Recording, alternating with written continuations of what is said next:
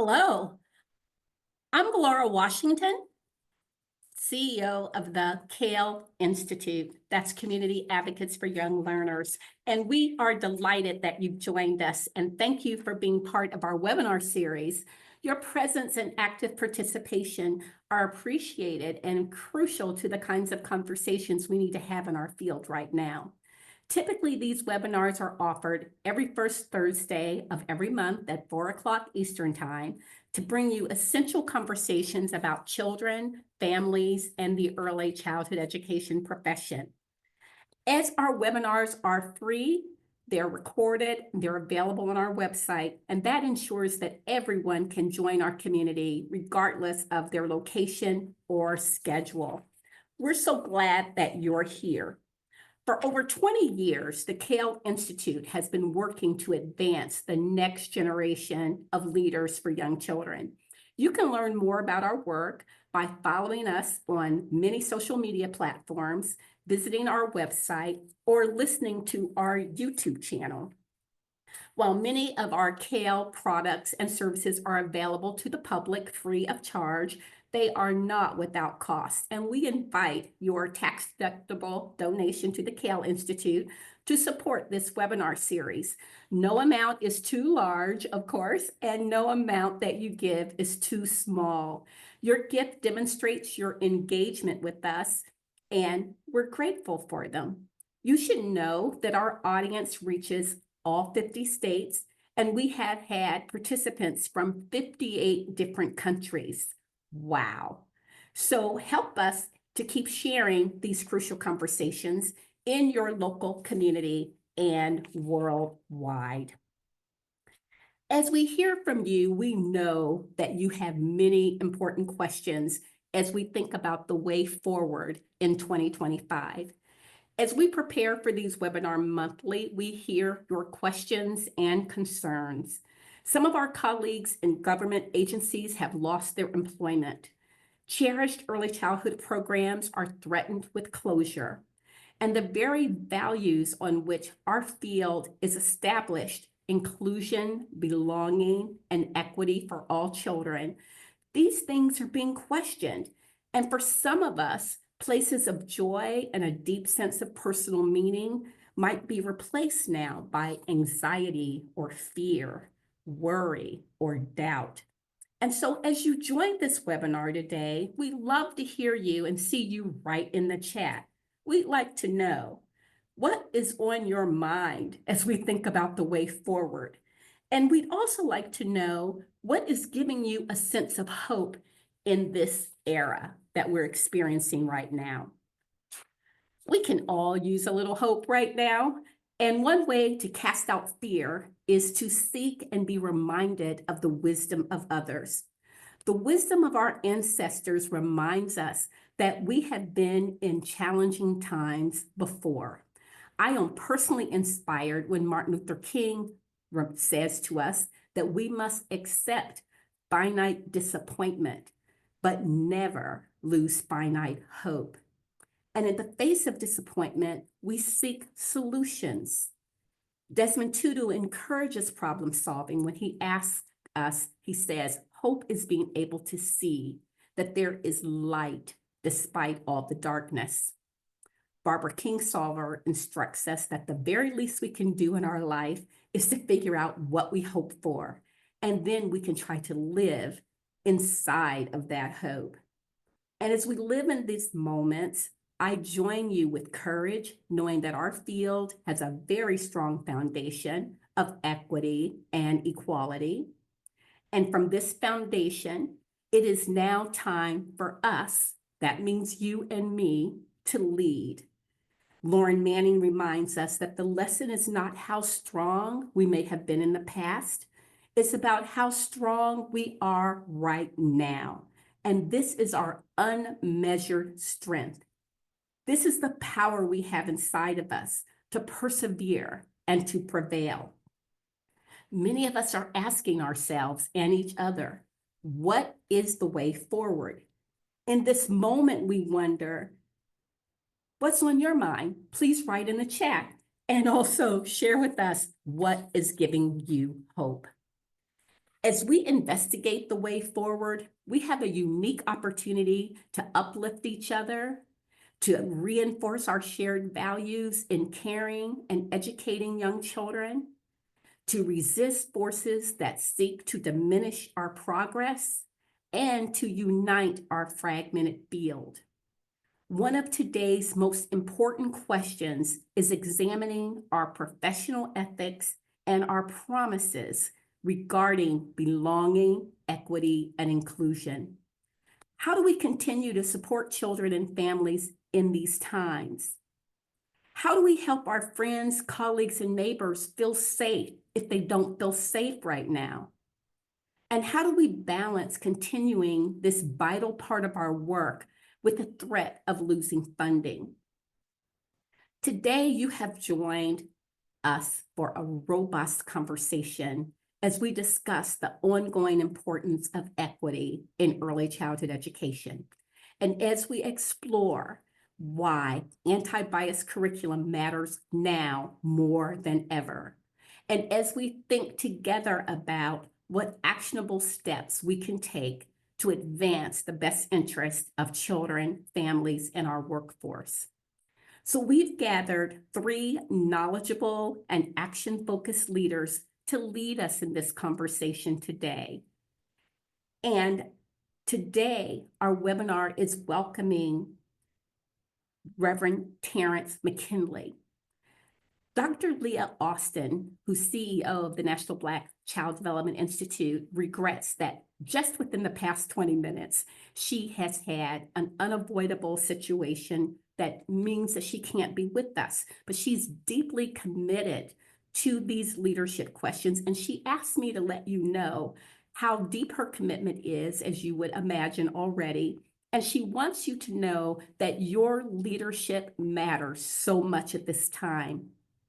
We're going to hear from Reverend Terrance McKinley from the National Black Child Development Institute. He's the Vice President of Movement Building and Strategy.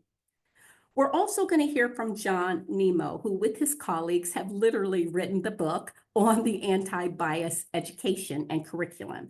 He's president and co-director and co-founder of the anti-bias ECE movement.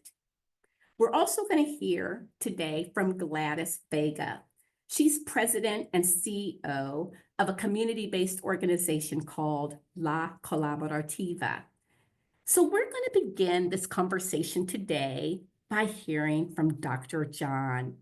Hello, John. Welcome so much to our webinar. We are delighted to have you with us to think about why these questions of belonging and equity are so important right now. Thank you so much for joining us. Well, thanks so much to you, Dr. Washington, for inviting me to this incredible panel. Thanks to the amazing CAYL Institute for hosting this series of webinars, and to all of you out there that I can see busily writing in the webinar chat. Thanks for being here to be in community with us. So it's May Day today, International Workers' Day, and so let's not forget that all early childhood educators are workers, and that we need to be standing up for them today if you're going to a march today or maybe on Saturday. So a shout out to everyone who's in the early childhood field. Let me begin with a question of my own for all of you out there, and you can write in the chat if you like. What kind of world do you want to create with your children as a family member, as a community member, and as an educator? I know I want an inclusive world, an equitable and just world, and one where we can all belong. So we know this is under attack, but let's remember we have seen and made a lot of progress in our field to create that world over the course of our lifetimes.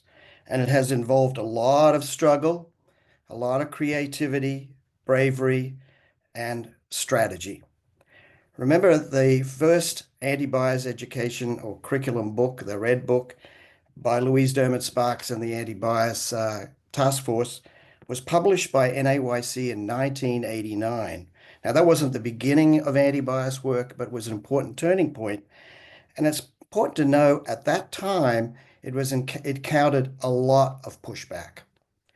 It was anti-white, it was gay propaganda, it was even pro-witches. And it also received some pushback from NAYC itself about concerns they were having. They were the publishers. And now the four goals of anti-bias education, identity, diversity, justice, and activism have been adopted by NAYC, our national organization, in their recent Advancing Equity position statement. Anti-bias education has become fundamental, at least we thought so. It had become foundational. There have been other times of pushback against the goals of anti-bias education, and what we are seeing now won't be the last. This pushback, I think, does hand us an opportunity to ensure that our efforts around equity and inclusion and belonging are truly meaningful. Let's do it even better this time as we push, as we resist and we fight against this current pushback. Some years ago, scholar and activist Paul Gorski, a white guy just like me, pointed out that many of the diversity appointments in schools and college were feel-good talk only. These positions, often filled by the only person of color in the organization, were being burdened by all sorts of tasks like multicultural dinners and did not have the time, power, or resources to create real systemic change. We see how quickly many of the schools, colleges, and organizations are folding to pressure and eliminating DEI offices and initiative. Where is the resistance, we're all asking. So in a way, we can see more clearly now who are the people, who are the organizations, who are the network, what are the networks that really come and stand for equity, inclusion, and belonging. So let's start by changing the narrative.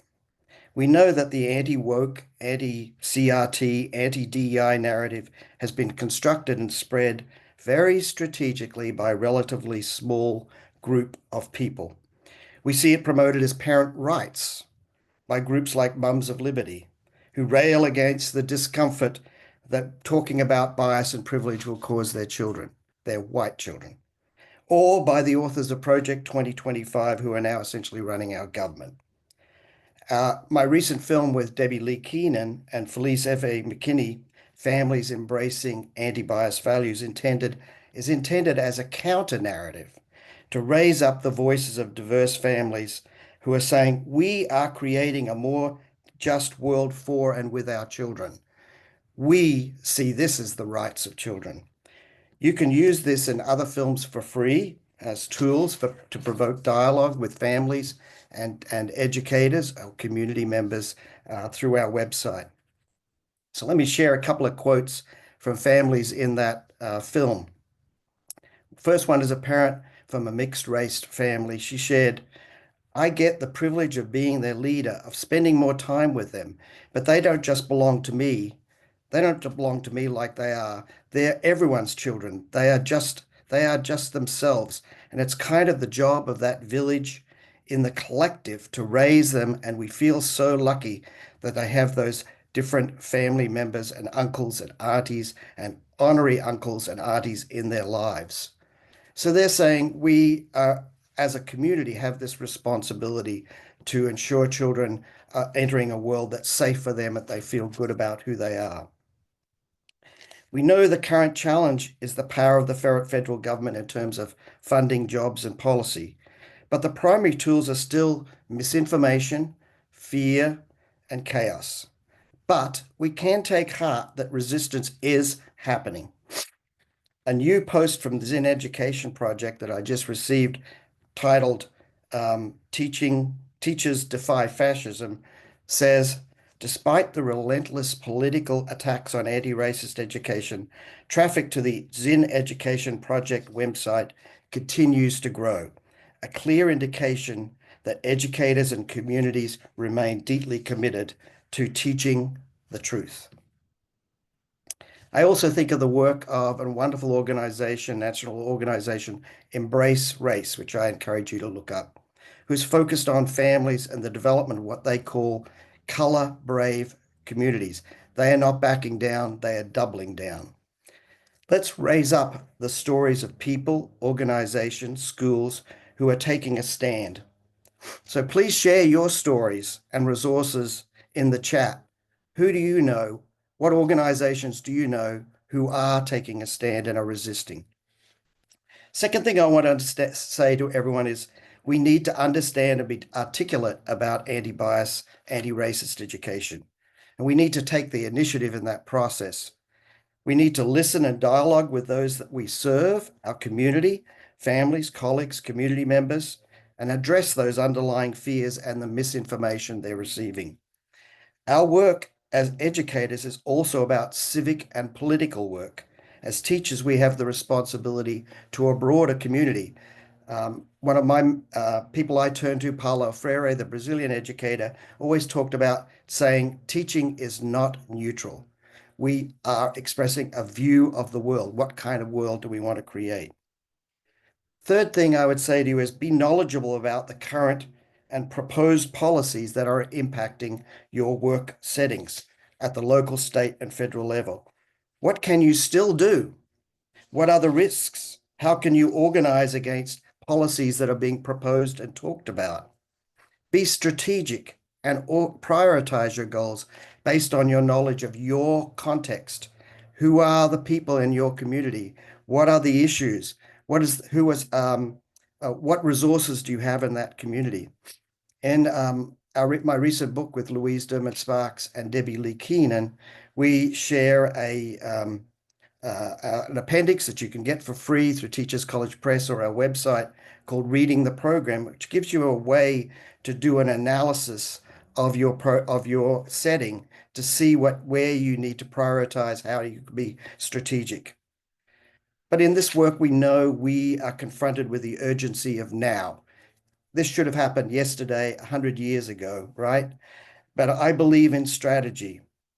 But be careful, this doesn't become a descent into just doing small things, making only small changes that are amenable to those in power without fundamentally changing the structures. Sometimes we need to engage in what my colleague Megan Madison calls direct confrontation. Fourth, I would say double down on your networking around equity and belonging and inclusion. Please avoid self-censorship. Don't censor yourself. Make sure you're really reading this from the environment around you and engage in risk-taking and bravery if you can. And be clear about the non-negotiables for you in your setting. What are you not able or willing to do? And I want to finish with some words about hope as we engage in this work. I think about my 10-month grandchild who I care for 2 days a week, and I think about how will he learn about diversity? How will he learn about inclusion? How will he learn about bias and privilege? And I see that in everyday ways that we're doing that. As early educators, we have this unique position to have daily contact with young children. I believe that early childhood teachers in the classroom and at homes have a great impact in terms of the anti-bias education through the relationships they're forming with families and colleagues, and through bringing that respect into the community that they're part of. Now, I'm not saying the tagline here is children are our hope for the future. I mean in the now, children as active participants and citizens. My colleague and friend Megan Madison talked in a prior webinar that she did for CAYL about bright siding when folks say, I choose hope but have no real plan. It's not enough. We have to have, our history tells us the work will be hard because the history, institutions, dominant culture, and laws of USA are very accommodating to inequity. So I talk about hope from a Paulo Freire point of view of not hope as an expectation or of waiting, but rather of action, of active action. In the pedagogy of hope, Paulo Freire says, to hope is to get up, to hope is to go after, to hope is to build, to hope is not to give up, to hope is to carry on, to hope is to join with others and to do things differently. So how will you move forward as an act of hope? How are we showing up with courage? So now I want to pass on the conversation to my colleague Gladys Vega, President CEO of La Colaborativa, to share her thoughts about this that I hope will bring another dimension for someone from an incredible Latinx organization.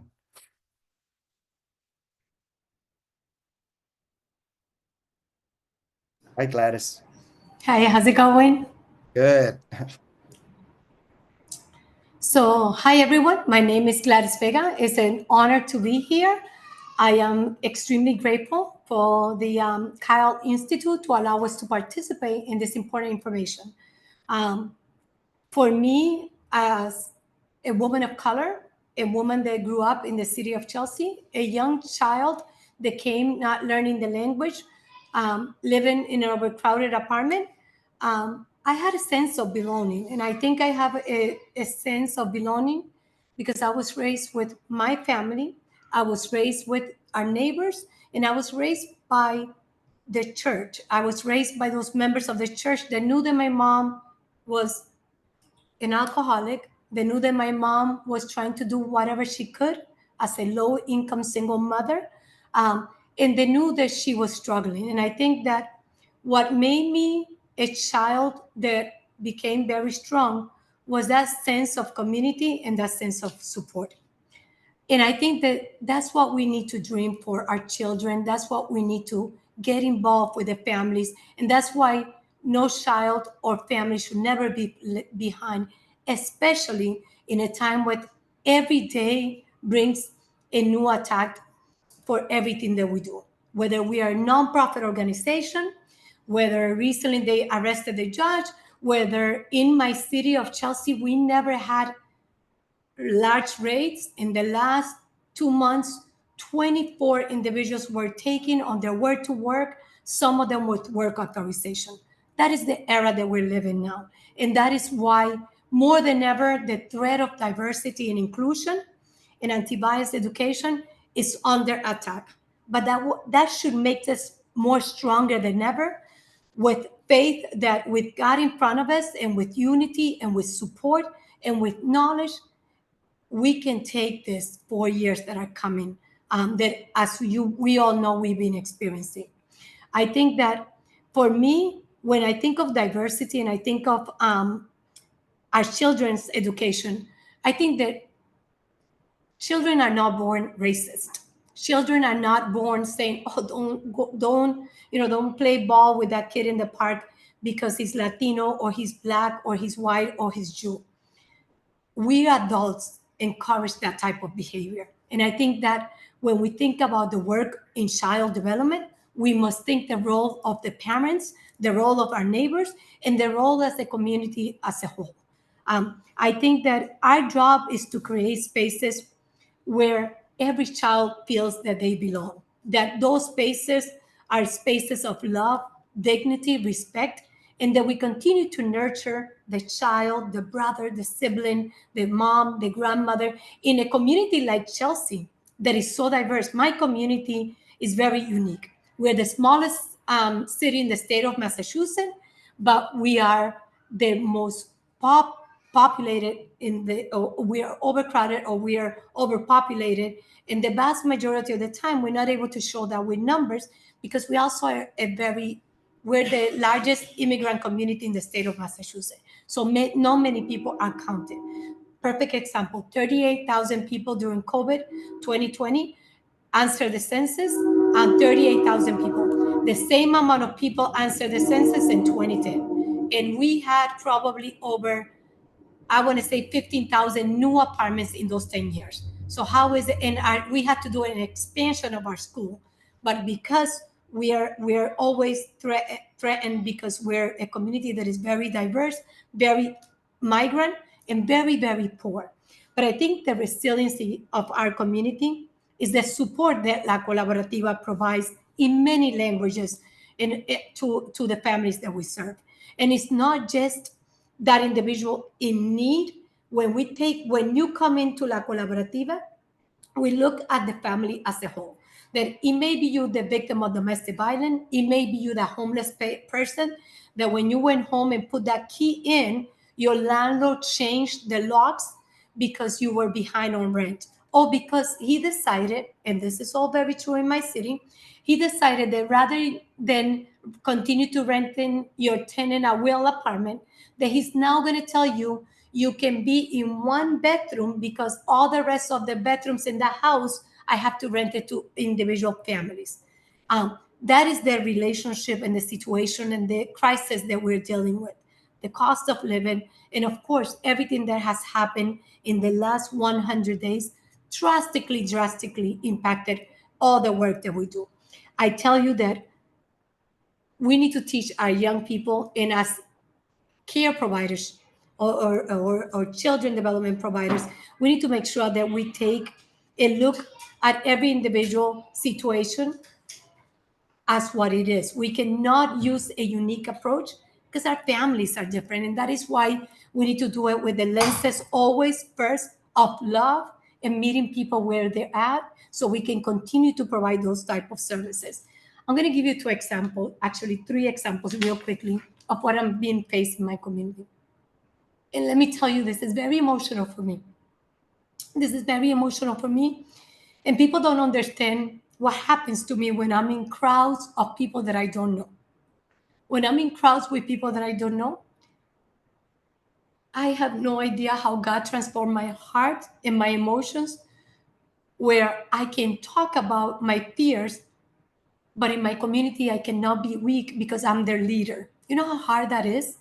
You know how hard it is to hear from a family approximately 3 weeks ago that the family has decided to go to church in 2 different hours of the day, because if they go together, the 4 of them, the 2 children and mom and dad, they're afraid that immigration will catch them in their way there.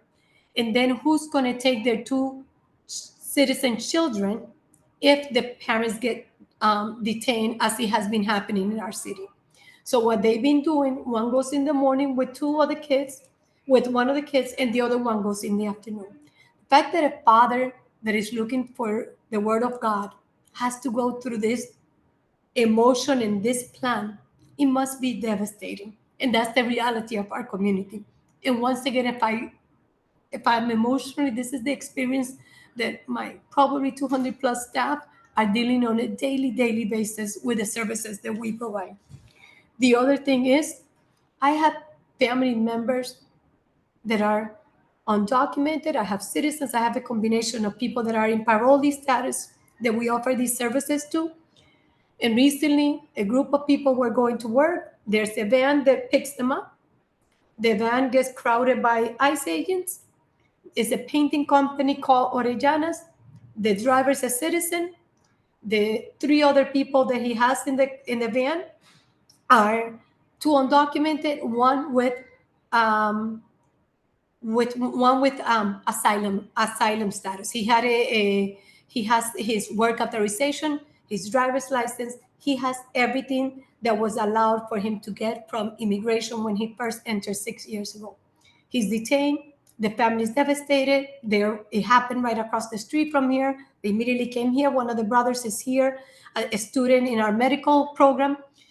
And this was horrible for me. I have a food pantry. I do ESL. We do everything wraparound services to our community. When this happened, I was providing also food in El Mercado. We have a little supermarket for moms that are pregnant, grandmas, or people with disability that are not able to stand in line in our large food pantry. So we literally did a small supermarket. You know what it is to be Gladys Vega and not being able to say to them, immigration is here, we need to run in because we don't know what's going to happen. So I had to literally be so strong and say, it's getting cold, let's go in and let's make sure that we pick the food through the bag. And it's so hard for us to be an executive. It's so hard for us to be that caregiver and that person that believes so hard the development of the child with this era and these times that we're living in is close to impossible to be in with the community when the community is going through so much demand, so much changes, and so much fear. The fact that another child, the mother came here, and we see approximately 300 people a day. And in Wednesdays, and right now, when Mr. John said that that maybe International Workers Day, I have approximately right now 600 people for getting together for a 6 o'clock May Day event, and that's who we serve. And the whole planning had to be very careful because we are afraid of immigration. We usually do a protest and we demonstrate by walking in these 3 cities that are very similar to mine. This time we're just doing it in our property. It's a private property, and we gather in there with clowns and popcorn and children activities and games and raffles that we're giving for free for children, just so that we can have some type of hope and feel that we continue to nurture our families. I tell you that this little boy that was brought to me, the mother was so nervous because she needed a letter from me saying that her child is not going to school. And I said, has he been sick? This is a 6-year-old. And the child is sitting next to the mom. And I said, so have you been sick? What is going on? He says, no, I don't want to go to school. And I said, what happened? Why? School is good. You can have my job. You see my beautiful office, the beautiful people that I serve and who I work with. You can be the next me. So please, you have to love school, or you can be the next president because I think you have that material in your face. And he says, no, miss. And then he paused, and the mother goes like, go ahead, you can tell her. He says, I'm afraid I'm going to be deported. Can you imagine a 6-year-old child not wanting to go to school because at that age he's afraid of being deported? It is so hard to do the work that we're doing. And I tell you that in situations like this, the only thing that we can do is continue to work together, is continue to believe that when we are together, when we fight together, no one can put us down. But I tell you that at times it gets very, very hard. My organization recently was attacked by a YouTuber. I was literally the other day we're Sanctuary City, we're Chelsea, a Sanctuary City, and we were at a press conference saying that we're suing, the White House man that is inside there, that we are suing him and that we're sticking with our sanctuary, and we did it with the city of Somerville. 65 people, lots of media, and a guy comes from the crowd and he says, this is your problem, Miss Vega. You're the one who should be incarcerated because you brought all these immigrants to our city. Like if I'm at the border, telling people, come, I'm going to give you a visa and I'm going to give you legalization. And then he says, your days are counted. I'm coming after you. You count your days of breeding. And he did this, and the police went after him, etc. They couldn't charge him because it's just a threat, and now a threat means that he has the freedom of speech. But those are the things that we're dealing with. But I tell you, I can be weak, I can resign, I can stay home. And absolutely, I'm not doing that. If anything, with the YouTuber that wrote that nasty thing about us, I continue to be stronger than ever. I continue to stay in unity with our fellow partners.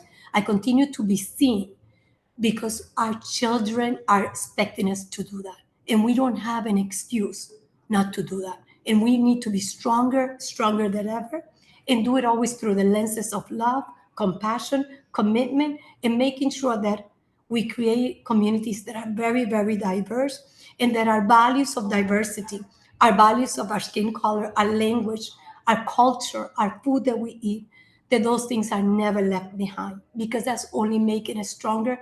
And that has been what has carried the economy in this country. So for me, we must continue to teach our children to love each other. The color is just that. And that we as human beings deserve, and as adults, deserve to be engaged in conversations that at times are not the most popular, but we can never give up, because we have a whole generation that is looking up to us and that is standing not in the back, but right here next to me, making sure that we're doing what is right for their families, for them, for their uncles, and for their community. So I encourage everyone to continue to do this important work. I want to make sure that for us, at times, for me, it feels hopeless, right? And I'm so sorry that this is me. This is the raw me. And I cannot tell you that at times I feel hopeless. at times I feel like I'm going against the current, and we are all going against the currents. And nonprofits are being attacked, and funding is limited, and then the demand of the needs of people. Imagine in my community, people don't want to go to work. People are afraid of going to work, and usually other companies. I have a New England Produce Center. They hire almost 1,500 people. They're not longer hiring people without documents. So now what has become to us, more people in need, more people losing housing, more people with all these resources that at times it feels completely overwhelming. And then I feel that not all the foundations are able to stand up, because I think they're also fearful, or they're also fearful of what's happening. So I think that more than ever, we need to make sure that we partner up, that we learn from these lessons, and that we continue to support each other, because at time, healing is that space where we can talk to someone that is going through that. And healing for me is this moment where I can be weak, vulnerable, with the understanding that we are all suffering, but we know that we have to be there for the people that we care most about, and those are our children. I am a grandmother of three kids, three grandkids, one who's 3 years old, one that is 8 that has autism, and one that is 9 years old. And my hope for these 4 years is that their smiles and their childhood is not tarnished by what we're experiencing. And that's who I am. Gracias. I will now introduce Reverend McKinley.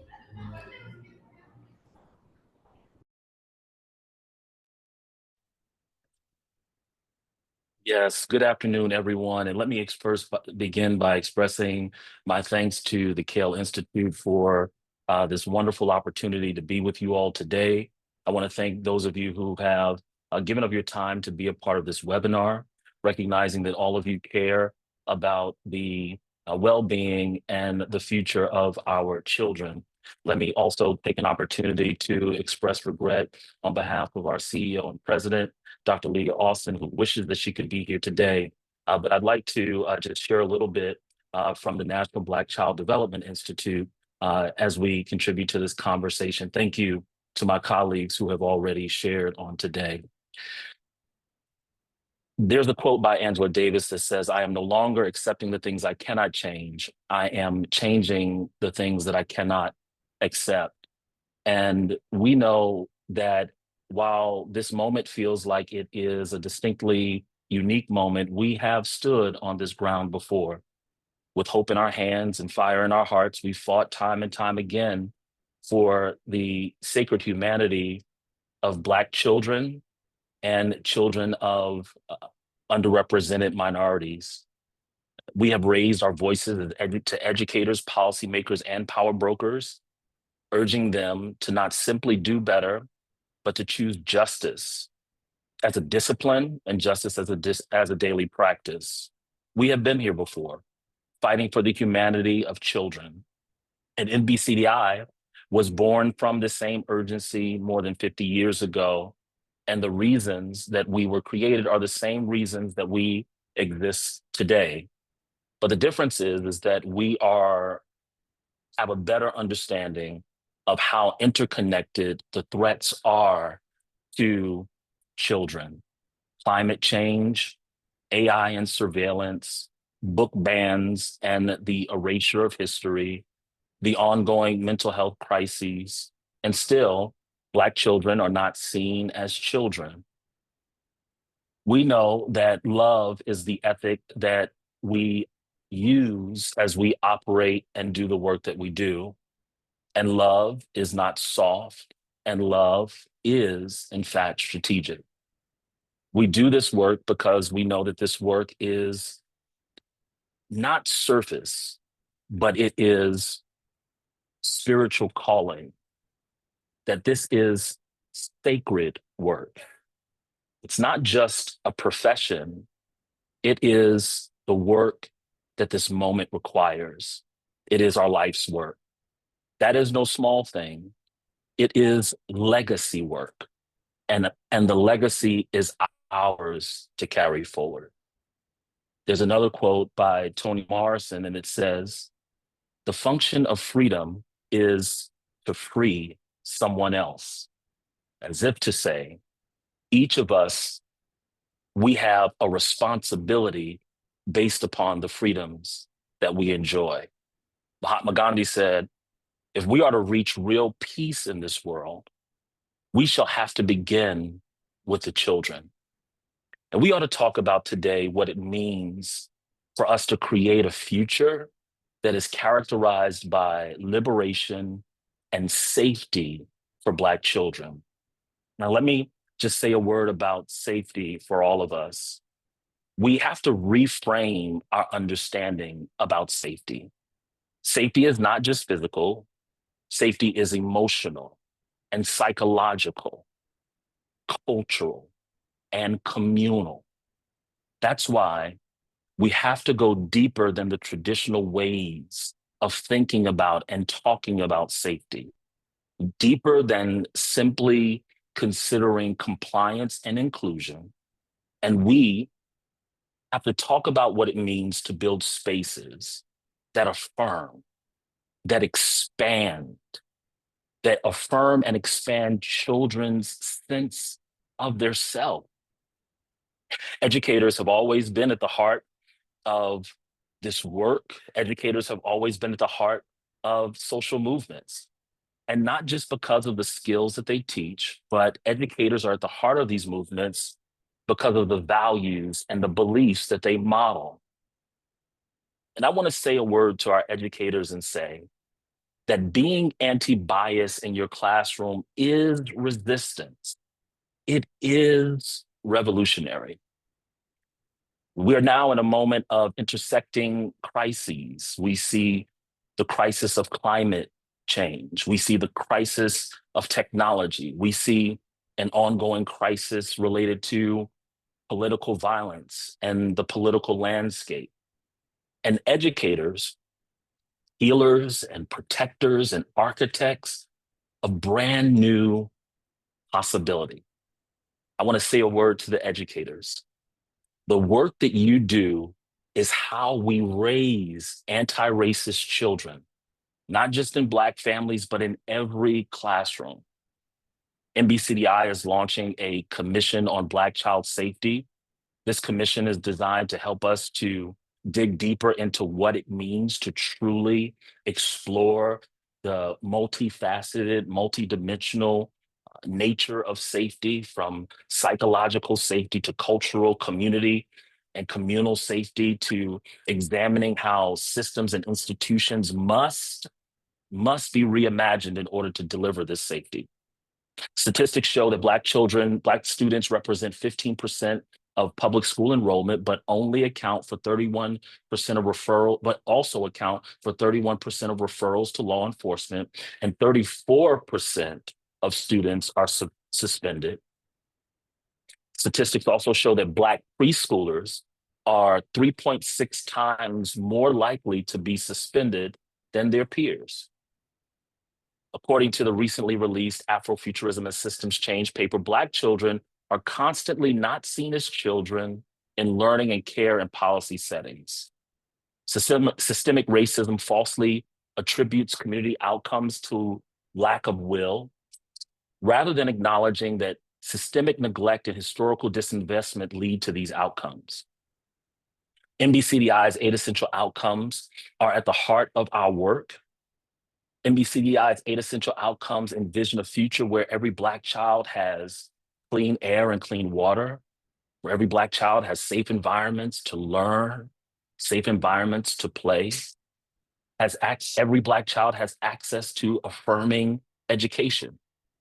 And let's be clear, centering Black children is not an act of exclusion. It is an act of precision, care, and justice. It does not mean that other children are ignored. It means that we're practicing differentiated instruction. The ability to teach to affirm and to love each child as a unique being, not to shape them into sameness, but to shape them into themselves. Now, we're trying to figure out this moment together. So let's be honest. We're all learning as we're doing this work. And the question we have to ask is how are, and whether or not we are, appropriately resourcing Black-led organizations? How are we collaborating across lines of difference? Who's providing cover so others can take the lead? This is about being honest and being real with ourselves and each other. It's about the sacred responsibility of what we pour into children in our care. There's another quote by Malcolm X, and he says, "The future belongs to those who prepare for it today." There's a quote by John Lewis that says, "Every generation will leave behind a legacy. What that legacy will be is determined by the people of that generation." There is wisdom in this virtual room. People who are tired, who are afraid, but also people who are called to meet the moment. If you are an educator, know this. Know that being anti-bias in your classroom is revolutionary. It is resistance. I want to call us to understand our rich history. Let us recognize that every generation, as John Lewis has said, has had to decide whether it will merely admire justice and equity or act to bring it to life. Many of us, we have to recognize that we are heirs of those who chose action. We're heirs of Ella Baker, the fierce believer in grassroots leadership who devoted her life to building collective power and reminding us that strong people don't need strong leaders. We're heirs of Septima Clark, the mother of the movement who championed education as liberation, equipping ordinary people with the tools to transform their communities. We're heirs of Miles Horton, the quiet architect of justice who empowered people to find solutions within themselves. We're heirs of Fannie Lou Hamer, who had the unwavering moral courage, and she spoke truth to power, insisting that nobody is free until everybody is free. These people did not have vast budgets, but they were honest about their context, had clarity of purpose, deep roots in their community, and unshakable power in the ability of everyday people to transform systems. They organized and worked and did so from a place of radical listening, co-creation, co-strategizing, and a fierce love for their people, like the fierce love that we have for our children. It's that spirit that I want to ground us in today. And I want us to know that we have a commitment, a sacred commitment to lead the work forward that's not just driven by data, but it's driven by the dreams of the children we serve. Let me close with the words of Black mystic and movement leader who influenced the thinking and the work of Howard Thurman, who said, "Don't ask what the world needs, ask what makes you come alive and go and do it. Because what the world needs is people who have come alive." May we come alive today. May we anchor ourselves in our values. May we come alive today. May we stop pretending that we have all the answers alone, but learn together and work together. May we choose to figure things out together. And if we do so, we can commit to building in joy and accountability. We can transform what's possible for our children. May we reflect on our sphere of influence, what we can do to model equity, joy, and cultural affirmation. May we join or build community, find others, educators, parents, and organizers who are committed to this work too. May we support Black-led organizations doing this work locally, not just with praise, but with resources. May we interrupt harmful narratives wherever you are, whatever classroom you're in staff meetings and in policy rooms. May we keep asking, what am I pouring into children today? What are they learning about themselves in my presence? And so we end where we began, with love, not just as a feeling, but as a practice, as a strategy, as a demand, as a vision. Black children deserve a future that honors their brilliance, and that we have the power to build it. And with that, I'd like to turn us over to an opportunity for us to have some more conversation. I am blown away by the courage and honesty and resilience that we all share. And let's come alive today. Let's make a plan today. We don't have empty hope. We have a plan. I want to remind each and every one of you that is on this webinar today that there is going to be a link in the chat. And if you like to interact with Gladys and John and Terrance, click that link, and immediately following this webinar, we're going to go into a Zoom meeting. We call it the after party, where you can have a conversation and ask your questions, because time is so limited that all of the topics that we want to explore right now, our time does not allow for that. So we encourage you to join the after party and interact with these three amazing, outstanding leaders that we have before us. Each and every one of you talked about the importance of courage. Each and every one of you talked about the importance of action, the importance of love, the importance of strategy. That love is strategic. I love that saying there, that we have to create safe spaces. I'm wondering, as you've listened to each other, if there's any theme or idea in this limited time that you'd like to emphasize and bring forward. We need to recognize, as I think we all do, that our children, our families are suffering in this situation. And it's a serious situation.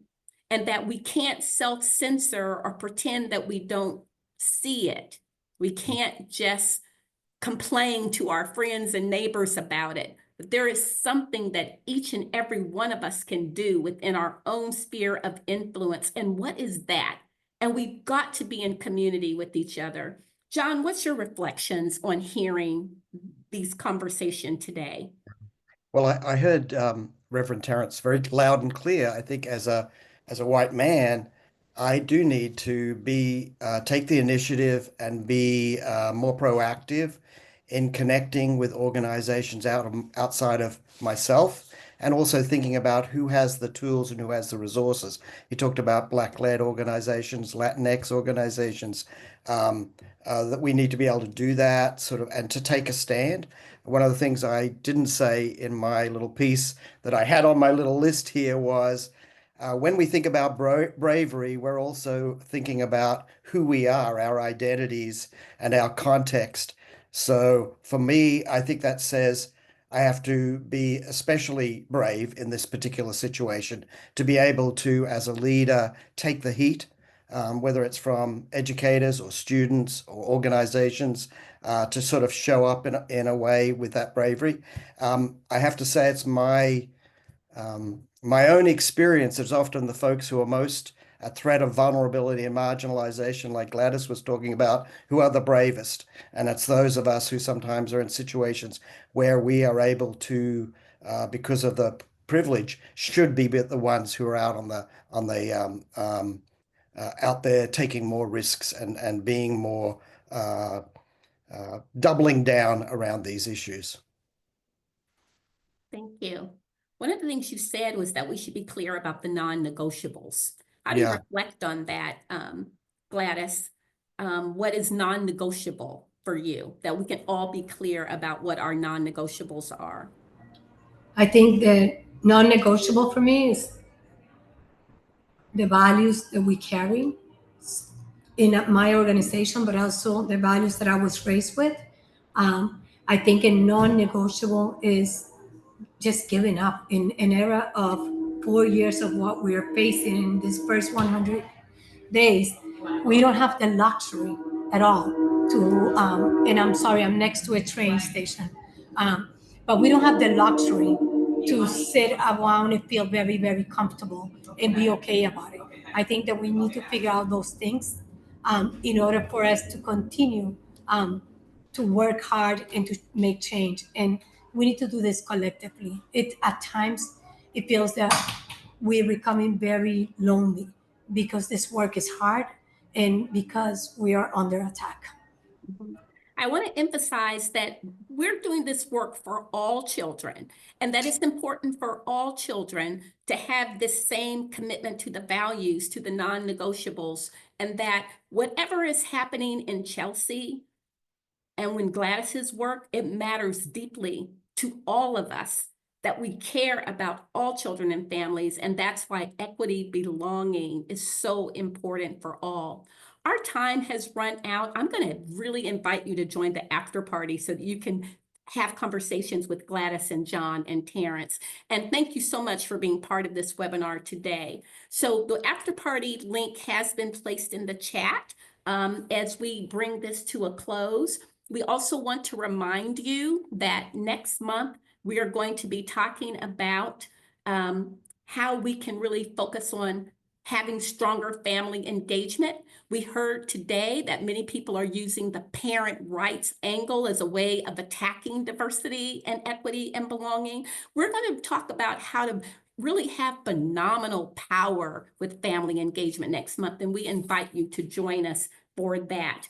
And we invite you again to join the after party as we move forward. Thank you so much to the CAYL team. As usual, you're so awesome and you're bringing these conversations together. It is really our privilege and our joy to be able to do so. Thank you so much for joining our webinar today. We hope to see you again next month. See you at the after party. Good night.